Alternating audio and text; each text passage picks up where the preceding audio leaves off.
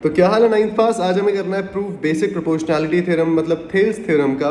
तो यहाँ पर बेसिकली थ्योरम हमारी कह रही है कि अगर एक ट्रायंगल में हम कभी भी किसी भी एक साइड के पैरेलल एक लाइन ड्रॉ करें जो यहाँ पर डी ई है, मतलब डी ई जो पैरेलल है बी सी के है, तो यहाँ पर जो हमारी बाकी दो साइड्स हैं ये इक्वल रेशियो में डिवाइड होंगी, यानी इनका प्रोपोर्शन होगा इक्वल, मतलब A D upon D B ये इक्वल होगा ए ई अपॉन ई सी के। अब इसको हमें प्रूव करना है। पूरा प्रूफ इसका कैसे करना है, गिवन टू प्रूफ कंस्ट्रक्शंस क्या क्या होने वाले हैं, सब कुछ यहाँ पे बात करेंगे हम।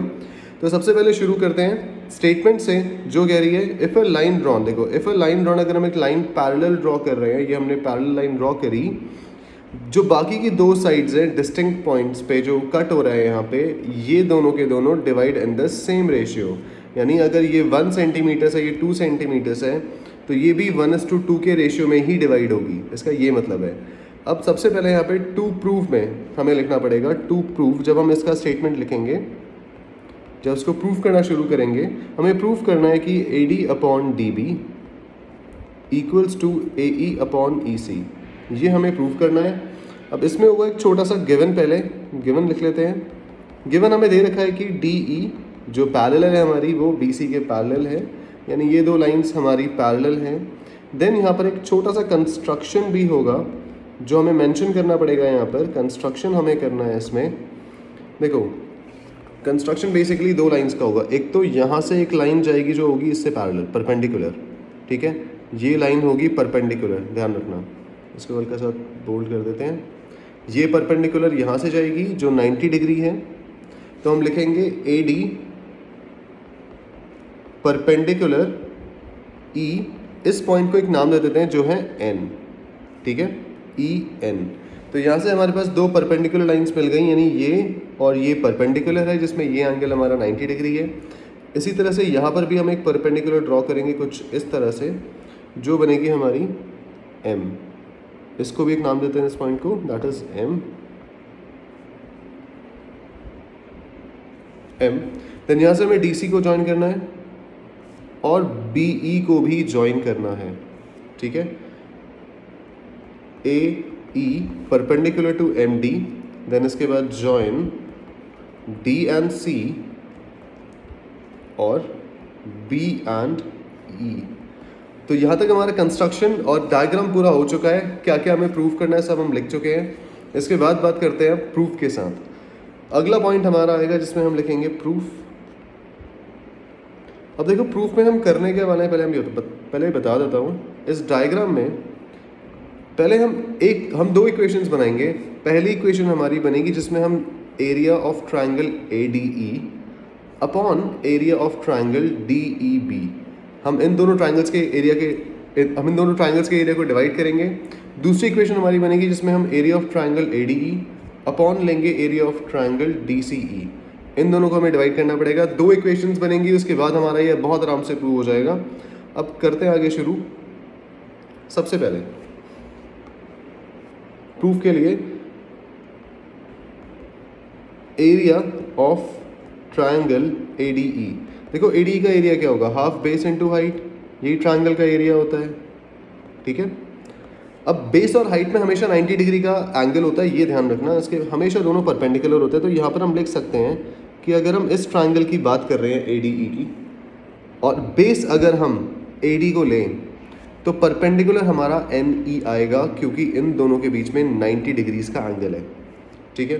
तो यहाँ से हम ले लेंगे half into A D multiply N E. A D और एन ई के बीच में दोनों 90 डिग्री का है, तो वो बेस और हाइट हो जाएंगे। हाइट हम कभी भी नापते हैं तो हमेशा बेस के परपेंडिकुलर नापते हैं। मतलब तुम अगर खड़े हो यहाँ पे ऐसे करके ज़मीन पर, तो भाई अपनी हाइट जब भी तुम नापोगे हमेशा 90 डिग्री के एंगल पर ही नापोगे। हमेशा ये एंगल तुम्हारा 90 डिग्री आएगा ग्राउंड के साथ, ठीक है। तो इस चीज़ को ध्यान में रखते हुए हमेशा बेस और हाइट का एंगल जो होता है वो 90 डिग्री होता है। देन हमें निकालना है नीचे वाले ट्रायंगल का area, that is D B E. यहीं से हमारा आ जाएगा area of triangle D B E, ठीक है। ये भी सेम होगा, half base into height, half base into height. और इस केस में एक कैच है यहाँ पे छोटा सा जो तुम्हें ध्यान रखना है। अब हम बात कर रहे हैं इस ट्रायंगल की। तो भाई इस ट्रायंगल में इसका बेस तो अगर हम डी बी ले रहे हैं तो उसकी हाइट एन ई आएगी, इस ट्राइंगल में हाइट जो है वो ट्राइंगल से बाहर आएगी। इसको समझने के लिए एक और एग्जांपल ले लेते हैं दूसरे ट्राइंगल का। फॉर एग्जांपल मान लो मैंने एक ट्राइंगल यहाँ पे बनाया कुछ इस तरह से, ठीक है। अभी इस ट्राइंगल में थोड़ा सा टेढ़ा बन गया, यहाँ से ये इसका बेस, हमने इसका बेस ले लिया और यहाँ से इसको यहाँ बना दिया। अब देखो ज़रा, इस ट्राइंगल में अगर हम बेस इसको ले रहे हैं तो भाई हाइट हमारी ये होगी, क्योंकि हाइट जो होती है हमेशा बेस के परपेंडिकुलर होती है और बेस को यहाँ पर हमें लंबा खींचना पड़ेगा। तो ये रहा हमारा बेस और हाइट का एंगल। हाइट हमारी यहाँ पर इस ट्राइंगल से बाहर है, ये ध्यान रखना, ठीक है। तो बेस हमारा इतना सा है, बेस हमारा यहाँ पे इतना सा है, बट हाइट हमारी इतनी है और ये हाइट हमारी ट्राइंगल से बाहर आ रही है। सेम चीज़ हमें इस डायग्राम में भी अप्लाई करनी है। कैसे? ये जो हम ट्राइंगल ले रहे हैं यहाँ पर, ये वाला दैट इज़ DBE ट्राइंगल जो हम ले रहे हैं, इसका बेस तो हम DB ले रहे हैं, इसका बेस तो हम DB ले रहे हैं, बट इसकी हाइट NE आएगी, क्योंकि देखो इस बेस को जब हम आगे बढ़ाएंगे यहाँ पर हमें 90 डिग्री का एंगल मिल रहा है NE से। तो इसी तरह से इस ट्राइंगल का एरिया जो आएगा उसके लिए बेस तो हम DB को लेंगे, बट हाइट हमारी NE हो जाएगी। इस चीज़ को ध्यान से समझ लेना, क्योंकि इसी के बेसिस पे हम अगला पार्ट भी करेंगे इसका, ठीक है। जैसे यहाँ पे हमने केस बनाया था वही सेम केस है। तो अब ये लेंगे हम triangle, area of triangle DBE, वो आएगा हाफ बेस, बेस आ गया हमारा DB मल्टीप्लाई NE, ठीक है।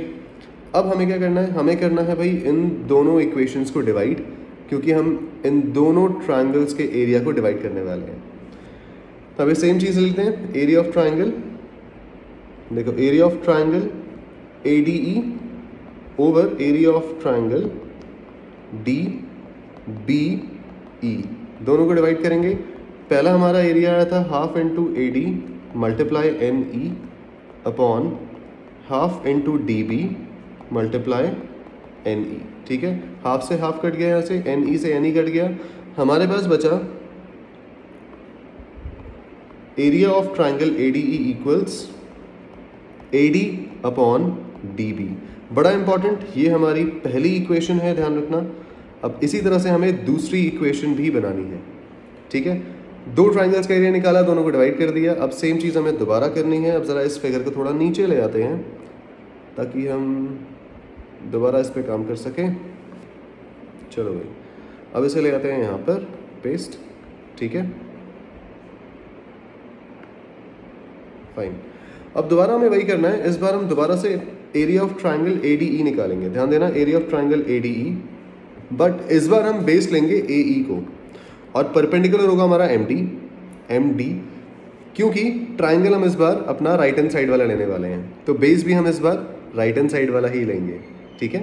पिछली बार लेफ्ट में लिया था हमने दोनों चीज़, इस बार राइट हैंड साइड हमारी आएगी। तो यहाँ से आ जाएगा हमारा एरिया ऑफ ट्राइंगल ADE, जिसमें हम लेंगे हाफ, बेस हो जाएगा हमारा AE, और इस पर जो परपेंडिकुलर हमारी लाई कर रही है, जो बेस ये रहा हमारा AE, परपेंडिकुलर हमारी हो जाएगी MD, क्योंकि ये भी 90 डिग्री का एंगल है, ठीक है, इनटू MD, फाइन। अब इसी तरह से हम नीचे वाले ट्राइंगल का एरिया निकालेंगे, that is area of triangle DCE, ये आ जाएगा हमारा हाफ इनटू बेस, इस बार हम लेने वाले हैं CE को, और हाइट हमारी आ जाएगी दोबारा से MD।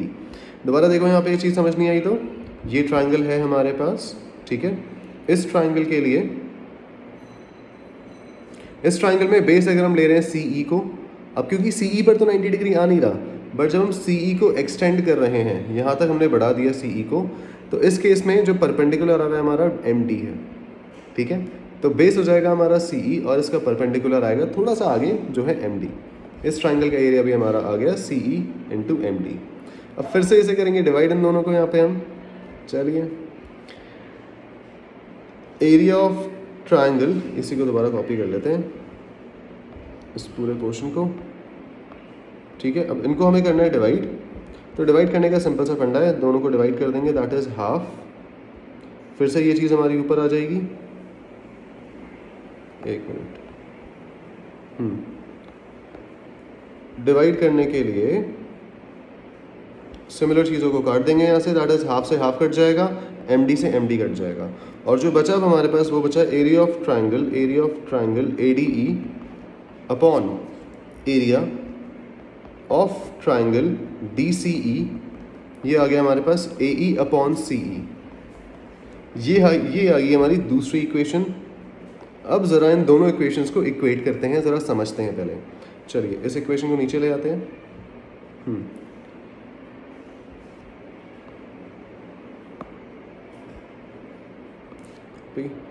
अब ज़रा इन दोनों इक्वेशंस को एक बार अगर हम गौर से देखें तो देखो भाई, तुम्हें इसकी लेफ्ट हैंड साइड पर ध्यान देना है, ठीक है। इसके लेफ्ट हैंड साइड पर अगर हम ध्यान दें, ये हमारी इक्वेशन 2 थी। लेफ्ट हैंड साइड में देखो एरिया ऑफ ट्राइंगल ADE और ADE तो हमारे पास दोनों में सेम है, ठीक है। और अगर हम बात करें ट्राइंगल DCE और DBE, ये DCE और DBE ये वाले दो ट्राइंगल्स हैं छोटे वाले, ठीक है। एक ये वाला ट्राइंगल है और एक ये वाला ट्राइंगल है। अब देखो कभी भी अगर दो पैरेलल लाइंस जा रही हैं और इसमें कॉमन बेस है हमारे पास और उस पर हमने दो ट्राइंगल्स बनाए, देखो यही बेस रख के हमने ये वाला ट्राइंगल भी बनाया, ठीक है। मतलब DE को एज अ कॉमन बेस रख के हमने दो ट्राइंगल्स यहाँ पे बना दिए हैं, तो इन दोनों का एरिया सेम होगा। यहाँ पर हम लिखेंगे एरिया ऑफ ट्राइंगल DBE जो है वो होगा एरिया ऑफ ट्राइंगल अपने DCE के, क्योंकि इसमें रीज़न देना पड़ेगा हमें। Area of triangles between same parallel sides with common base, यानी उनका बेस कॉमन है, with common base are equal, इनका एरिया इक्वल होता है, ठीक है। किसी को समझ नहीं है तो दोबारा देख लो। अगर फॉर एग्जांपल मैंने यहाँ पे दो लाइंस बनाई पैरेलल, दैट इज ये मेरी फर्स्ट लाइन, थोड़ा सा हल्का लेते हैं कलर, ये हमारी फर्स्ट लाइन बनी और ये हमारी दूसरी पैरेलल लाइन बनी। अब देखो अगर मैं इसमें कॉमन बेस ले लूँ, मान लो मैंने इतना बेस ले लिया, इस पर एक ट्राइंगल ये बनाया और एक ट्राइंगल ये बना दिया, तो भाई इन दोनों ट्राइंगल्स का एरिया सेम होगा, क्योंकि इनमें बेस इनका कॉमन है एक तो, और ये सेम पैरेलल लाइंस के बीच में है। सेम यहाँ भी हो रहा है, सेम पैरेलल लाइन के बीच में है और इनका बेस भी कॉमन है, ठीक है। इसके बाद इन दोनों के लेफ्ट हैंड साइड में हमारी ऊपर वाली टर्म तो सेम है और नीचे वाली टर्म में देखो एरियाज भी सेम है, तो इसका मतलब क्या हुआ, हमारी दोनों की दोनों लेफ्ट हैंड साइड इक्वल है, ठीक है। तो हमारी राइट हैंड साइड्स भी इक्वल होंगी, लेफ्ट हैंड साइड इक्वल है तो राइट हैंड साइड भी इक्वल होंगी। देन यहाँ से लिखना पड़ेगा हमें hence AE over CE equals AD over DB। बस यहाँ से ये लिख देना